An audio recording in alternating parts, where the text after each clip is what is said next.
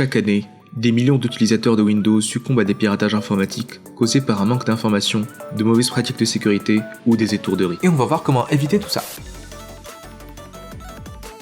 Alors on va imaginer que vous venez d'acheter ou de monter un nouveau PC. Vous êtes tout content, vous le branchez et vous l'allumez. Vous désinstallez tous les trucs qui ne servent à rien, comme par exemple Hidden City. Vous commencez à installer vos programmes habituels avec 9gag.com bien sûr, et vous vient peut-être l'idée de rajouter un antivirus. Et là il y a débat. Parce qu'on aime ça dans la tech, les rivalités, les équipes, les tribus. On a iOS versus Android, AMD versus Intel, AMD versus Nvidia et Windows Defender contre tous les autres éditeurs d'antivirus. On a d'un côté les gens qui disent qu'il est inutile d'installer un autre antivirus que Windows Defender parce que ça causerait des lenteurs, des problèmes de compatibilité et que Windows Defender c'est déjà largement suffisant. Et en plus c'est généralement payant, et on n'aime pas ça payer, pas du tout. À leurs yeux il suffit juste de faire attention à ce qu'on télécharge et là où on clique et tout ira très bien. Et en face on a la coalition des éditeurs d'antivirus qui disent tous que Windows Defender ce n'est pas assez bien ou que ça manque de fonctionnalités, comme par exemple une protection web, un gestionnaire de mots de passe, un VPN, etc. Alors comment choisir son camp? À mon avis c'est très simple. Si vous avez la flemme de choisir ou que vous ne voulez pas payer, honnêtement Windows Defender c'est déjà largement suffisant. Assurez-vous juste de faire toutes les mises à jour et bien sûr évitez de cliquer sur n'importe quoi. Même si honnêtement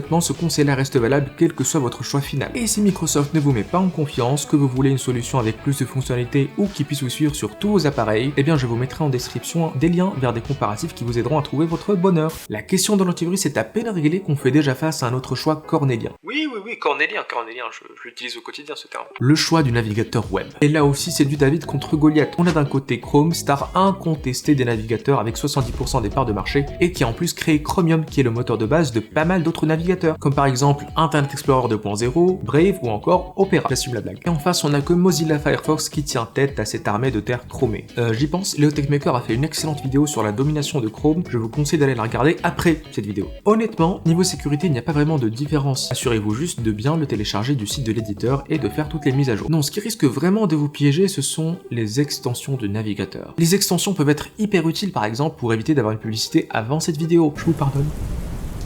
Mais abonnez-vous.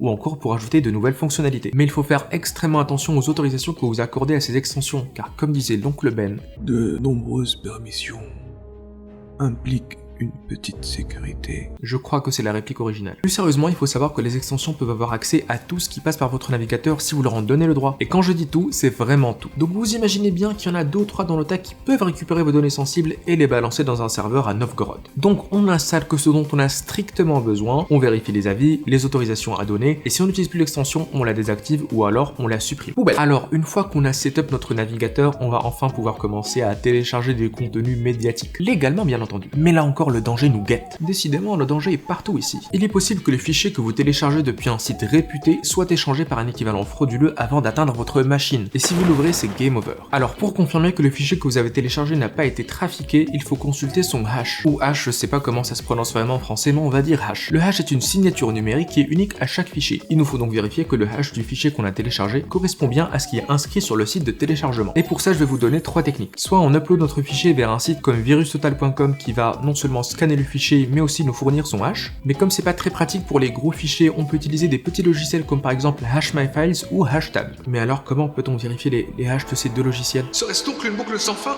Évidemment non, on peut utiliser nos bons vieux terminaux avec des commandes comme certutil ou getFileHash sur PowerShell. Si les hashes concordent, aucun problème, sinon... Parlons maintenant de ce périphérique qui vous connaît sur le bout des doigts et qui récolte autant de secrets que de bactéries, le clavier. Et le danger se trouve ici dans les keyloggers. Ce sont des petits mouchards physiques ou logiciels qui vont enregistrer tout ce que vous écrivez et les transférer aux malfaiteurs. Donc comme d'habitude, on installe que ce dont on a strictement besoin et on vérifie qu'il n'y a pas d'appareil inconnu branché sur notre PC. Après c'est des trucs branchés à votre PC que vous connaissez pas à un moment, il faut prendre ses responsabilités. Pour une couche de protection supplémentaire, vous pouvez éventuellement installer des brouilleurs qui vont chiffrer tout ce que vous tapez. Continuons. Parlons VPN. Et c'est le bon moment pour vous annoncer que cette vidéo est en partenariat.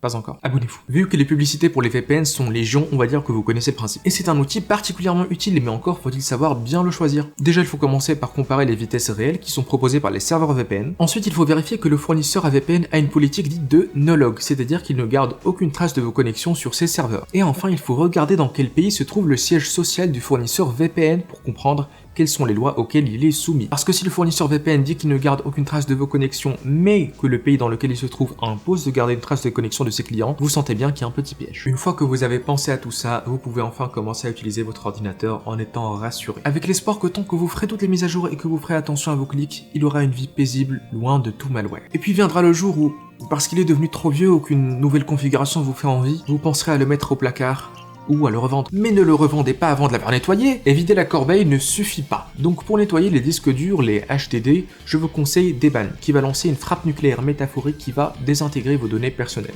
Concrètement, Deban va réécrire sur tous les secteurs accessibles de votre disque dur afin de s'assurer que votre donnée personnelle est bien écrasée. Pour être tout à fait clair, Deban ne supprime pas 100% de ce qui se trouve sur un disque dur parce qu'il y a certaines zones qui sont cachées. Ces dernières contiennent généralement des informations d'identification du disque ou encore des paramètres de compatibilité avec d'anciens BIOS. Mais ces zones sont inaccessibles pour le système d'exploitation et ne contiennent donc pas de données personnelles, donc on s'en fiche un peu. Mais attention, il ne faut jamais utiliser Deban avec un SSD parce que ça ne marche pas de la même manière. Pour nettoyer proprement un SSD, il vaut mieux utiliser des utilitaires qui sont mis à disposition par les fabricants pour y faire le ménage sans risque de les endommager. Et voilà, vous avez à présent la panoplie parfaite pour protéger votre ordinateur des menaces les plus communes qui peuvent le guetter. En résumé, il faut faire attention là où on clique, mais n'hésitez pas à mettre de clic sur ces deux petits boutons là. Moi je vous dis à la prochaine et take care.